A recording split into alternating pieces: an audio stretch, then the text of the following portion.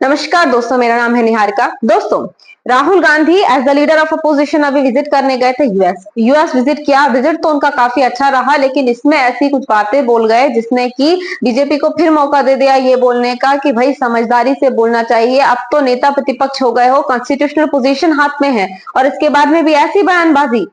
राहुल गांधी जी दोस्तों पहली बार US visit नहीं कर रहे हैं या फिर फॉरेन सॉइल पर नहीं जा रहे हैं, कई बार गए हैं और हर बार इनके बयान ऐसे होते हैं जो कि इन्हीं को कटघरे में खड़ा कर देते हैं कि भाई देश विरोधी नहीं बोलना है, देश के पक्ष में बोलना है और समझदारी से बोलना है। हर बार राहुल गांधी जी कुछ ना कुछ ऐसी बातें बोल देते हैं।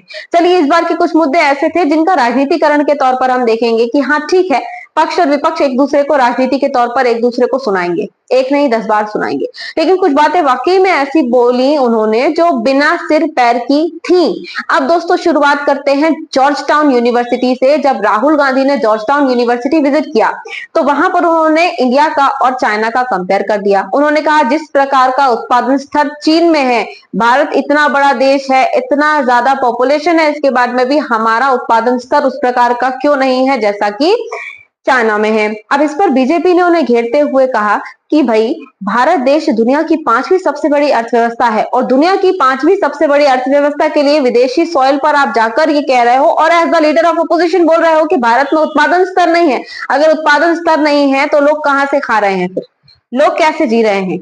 5वीं सबसे बड़ी अर्थव्यवस्था हम कैसे बन गए अगर उत्पादन नहीं है तो? इसके बाद में दोस्तों राहुल गांधी ने बीजेपी को टारगेट किया, राष्ट्रीय स्वयंसेवक संघ को टारगेट किया। उन्होंने कहा कि अगर चुनाव निष्पक्ष होते, जो कि नहीं हुए थे, ऐसा राहुल गांधी जी कह रहे हैं कि अगर चुनाव निष्पक्ष होते तो बीजेपी 240 का टारगेट चेज नहीं कर पाती। ये राहुल गांधी जी के द्वारा कहा गया। उन्होंने कहा कि इलेक्शन कमीशन ऑफ इंडिया भी को भी इस प्रकार का कार्य दिया गया था कि भाई आप ऐसा माहौल खड़ा कीजिए जो प्रो बीजेपी जाए। बीजेपी के पास पैसा था जबकि हमारे फंड्स सीज थे, हमारे बैंक अकाउंट सीज थे, ऐसा राहुल गांधी कह रहे हैं। तो जो सब कुछ प्रूव करता है कि भाई जो चुनाव है वो निष्पक्ष नहीं हुए, ये राहुल गांधी जी ने वहां जाकर कहा। अब इसके बाद में दोस्तों जब टेक्सास राहुल गांधी ने विजिट किया तो वहां पर जाकर उन्होंने राष्ट्रीय स्वयंसेवक संघ को घेरा और राष्ट्रीय स्वयंसेवक संघ के बारे में कुछ कहा, लेकिन बोलते बोलते फिर कुछ और बोल गए दोस्तों, क्योंकि राष्ट्रीय स्वयंसेवक संघ के बारे में तो वो हमेशा से ही कुछ ऐसी बातें और अनर्गल बातें करते आ रहे थे।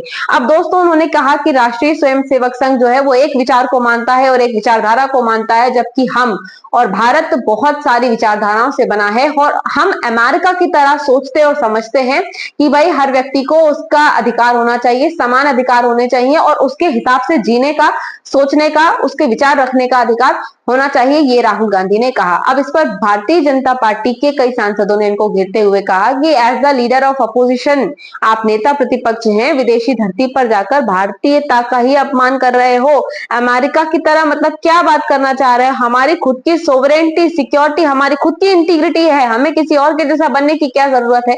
ऐसी कुछ बातें भारतीय जनता पार्टी के द्वारा कही गई। अब दोस्तों ये तो पक्ष और विपक्ष की लड़ाई है जो पॉलिटिकल फ्रंट पर चलती है, इसमें कोई बड़ी बात नहीं थी जो राहुल गांधी ने कहा, ये बहुत बड़ी बात मुझे नहीं लगी दोस्तों।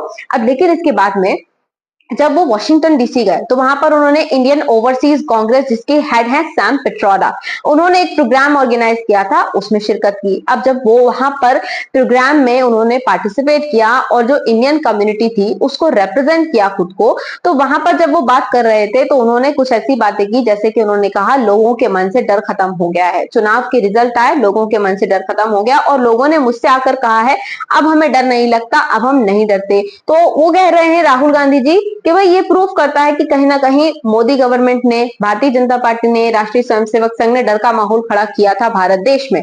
अब इसके साथ साथ उन्होंने कहा कि भाई जब मैं अब प्रधानमंत्री जी को संसद में देखता हूं तो मुझे वो 56 इंच का सीना नहीं दिखता, प्रधानमंत्री जी का वो आइडिया नहीं दिखता जहां वो कहते थे कि 56 इंच का सीना है और भगवान से सीधा संपर्क हो सकता है। अब ये बातें गुम गई हैं, गायब हो गई हैं और इतिहास की हो चुकी हैं और वो कह रहे हैं प्रधानमंत्री जी भी अब यही मानते हैं, उनके वरिष्ठ नेता भी मानते हैं अब इस बात को।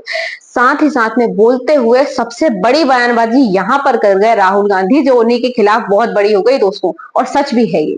उन्होंने एक सिख जो वहां पर बैठे हुए थे उनको देखते हुए कहा कि भारत में क्या हमारे सिख पगड़ी नहीं पहनेंगे? मतलब एक तरह से वो कह रहे थे कि भारतीय जनता पार्टी ने सिख जो हमारे हैं उनकी पग को छीन लिया है, या फिर ये कहें कि पग पहनने का अधिकार उनसे छुड़ा लिया है।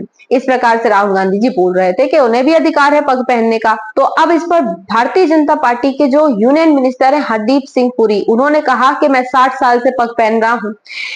राहुल गांधी ने ये क्लियरली कहा था कि हमारे देश में सिख घबराए हुए हैं। अब इस पर हरदीप सिंह पुरी ने कहा कि भाई अगर घबराए हुए हैं सिख तो आज नहीं घबराए, क्योंकि भारतीय जनता पार्टी संरक्षण देती है हमारी सिख कम्युनिटी को। घबराए हुए थे तो 1984 में जब सिख कम्युनिटी का नरसंहार किया गया था, करीबन 3000 के आसपास लोग मरे थे और वहां पर सिखों के गलों में टायर डालकर उन्हें जला दिया गया था, जो कि राहुल गांधी जी की पार्टी के लोगों के द्वारा, या राहुल गांधी जी की पार्टी जब सत्ता में थी, परिवार जब सत्ता में था, तब हुआ था ये कांड। मतलब जो सिख है उनका नरसंहार हुआ था। तो 1984 की वो घटना याद दिला दी, जबकि कांग्रेस के द्वारा जो किया गया था। अब दोस्तों ये देखिए, राहुल गांधी जी ने इतना बड़ा बयान दे दिया, सोचा ये नहीं कि क्या हमारे भारत देश में सिख की पग को हाथ लगाने की हिम्मत है किसी की, चाहे भारतीय जनता पार्टी हो, चाहे कांग्रेस हो या कोई और पार्टी हो, इतनी हिम्मत किसी की नहीं है। सिख का सबसे बड़ा सम्मान होता है उनकी पग, और इस पर इस प्रकार की बयानबाजी करना। दोस्तों पंजाब में भारतीय जनता पार्टी की सरकार तो कई समय से है भी नहीं, इससे पहले कांग्रेस की सरकार थी, अभी फिलहाल में आम आदमी पार्टी की सरकार है। तो किस प्रकार की बयानबाजी कर रहे हैं? अगर कहें कि संत भिंडरानवाल की जो हत्या हुई थी वो कांग्रेस पार्टी के रीजन में हुई थी, ना कि भारतीय जनता पार्टी के रीजन में। गोल्डन टेम्पल को तोपों से उड़ाया गया था, तो दोस्तों ये चीज किसके रीजन में हुई थी? क्या भारतीय जनता पार्टी के द्वारा ये किया गया था? नहीं, भारतीय जनता पार्टी में इस प्रकार का काम नहीं हुआ। अब भारतीय जनता पार्टी की सरकार है, उस समय पर अमृतपाल सिंह ने भी ऐसी ही बात की। अमृतपाल सिंह पर सिर्फ एनएसए लगाया गया, वो तो अब सांसद भी बन चुके हैं। तो संत भिंडरानवाल का मर्डर कब हुआ था, किसके द्वारा कराया गया था? दोस्तों सिख कब अनसिक्योर थे, अब इससे आप अंदाज लगाकर देखिए। तो बोलने से पहले कभी कभी थोड़ा थोड़ा सा सोच लेना चाहिए। अब राहुल गांधी जी ये वाले मुद्दे पर बहुत बुरा घिर गए हैं दोस्तों।